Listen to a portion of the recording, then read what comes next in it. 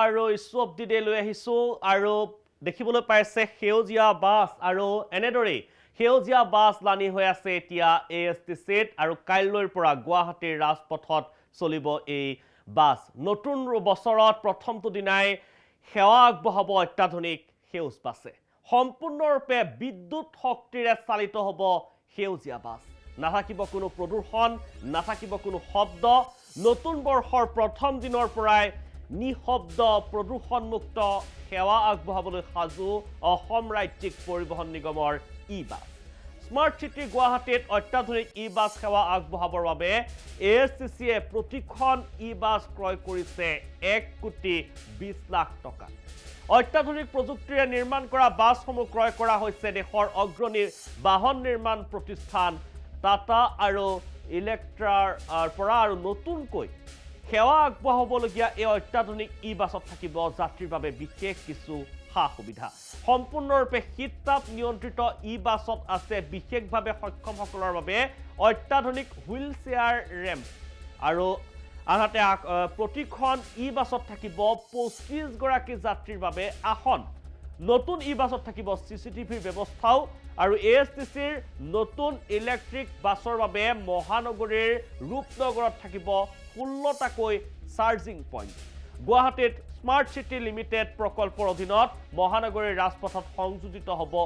ই bus সেৱা ভাৰত চৰকাৰৰ এক অভিলাষী আঁচনিৰ ফচল হৈছে এই ই বাছ সেৱা 2027 চনলৈ দেশৰ মহানগৰসমূহত 50,000 ইলেক্ট্ৰিক বাছ চলোৱাৰ পৰিকল্পনা কেন্দ্ৰীয় চৰকাৰৰ যাৰ বাবে মাৰ্কিন চৰকাৰৰ পৰা অৰ্থ সাহায্য লাভ কৰিছে ভাৰত চৰকাৰে আৰু এই মুহূৰ্তত দেশৰ ৰাজপথত সেৱা আগবঢ়াইছে 12,000 ইলেক্ট্ৰিক বাছে তাৰে অংশ হিচাপে গুৱাহাটীৰ ৰাজপথ পাইছেহি অত্যাধুনিক এই ই বাছ ইতিমধ্যে আৰম্ভ হৈছে কাউণ্টডাউন মাজত মাত্ৰ কেইটামান ঘণ্টা আৰু নতুন বছৰত নতুন অত্যাধুনিক বাছ সেৱাৰ সুবিধা লাভ কৰিব মহানগৰবাসীয়ে আৰু এই ক্ষেত্ৰত বিশেষভাৱে আশাবাদী পৰিবহণ মন্ত্ৰী পৰিমল শুক্লবৈদ্যৰ মন্তব্য আছে এই ই বাছ তথা গ্ৰীণ বাছ সেৱা সন্দৰ্ভত কি কৈছিলে মন্ত্ৰীগৰাকী আমি দেখুৱাব বিচাৰিছোঁ আগত মাননীয় মুখ্যমন্ত্ৰী ডাঙৰীয়া 100খন গ্ৰীণ বাছ দিছিল আহাকালি আকৌ 200খন গ্ৰীণ বাছ অত্যাধিক ব্যৱস্থাৰে সজ্জিত গ্ৰীণ বাছ আমাৰ জৰিয়তে লোকাৰ্পণ কৰিব ইয়াতে যাত্ৰীসকলৰ সব ধৰণৰ সুৰক্ষাৰ ব্যৱস্থা আছে ইয়াতে ড্ৰাইভাৰৰ সব ধৰণৰ কমফৰ্টেৰ ব্যৱস্থা আছে ইয়াতে সব যাত্ৰী যাতে কমফৰ্টেবল ট্ৰেভেলিং কৰিব পাৰে তাৰ কাৰণে ব্যৱস্থা আছে ইভেন যি এজন শাৰীৰিক সক্ষম ব্যক্তি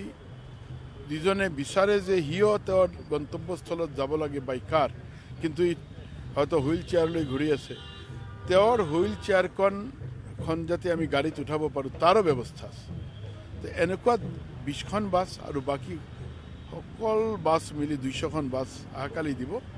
আৰু এই বাছবিলাক আমি টাটাৰ জৰিয়তে আমি আৰম্ভণিত আমি পৰিচালিত কৰিম